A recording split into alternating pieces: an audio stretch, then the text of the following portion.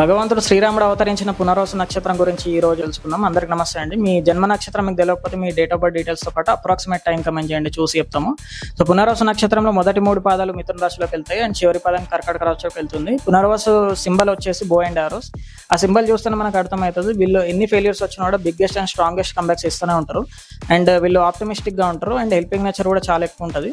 General గానే Jupiter అంటే గురుపాలిత నక్షత్రాల వాళ్ళకి డెప్త్ అనేది ఉంటుంది. అంటే వీళ్ళు ఏ సబ్జెక్ట్ తీసుకున్నా దేనిలో వర్క్ చేసినా కూడా డీప్ నాలెడ్జ్ అనేది ఉంటుంది. పునర్వసు నక్షత్రం వాళ్ళకి వాళ్ళ జాతకంలో పంచమాధిపతి గురువు ఎలా ఉన్నాడో చూసుకోవాలి. ఇవి 3 బాగుంటే కనుక వీళ్ళు స్టేబుల్ గా ఉంటారు. అంటే ఓవర్ ఆప్టమిస్టిక్ గా కాకుండా ప్రాక్టికల్ గా కూడా ఆలోచిస్తారు. ఒకవేళ పంచమాధిపతి గురువు బాగాలేకపోతే మాత్రం వీళ్ళు కొంచెం స్ట్రగుల్ ఫీల్ అవుతారు. ఎందుకంటే వీళ్ళకి నో చెప్పడం అనేది రాదు, అతి మంచితనం ఉంటుంది అనమాట. దానివల్ల పీపుల్ వీళ్ళని గ్రాంటెడ్ గా తీసుకోవడం ఇట్లాంటివి జరుగుతాయి. ఇలాంటి ఏమైనా జరిగితే మాత్రం పునర్వసు నక్షత్రం వాళ్ళు రెమెడీస్ చేసుకోవాలి. అండ్ నెక్స్ట్ మనం పుష్యమి నక్షత్రం గురించి తెలుసుకుందాం. నమస్తే.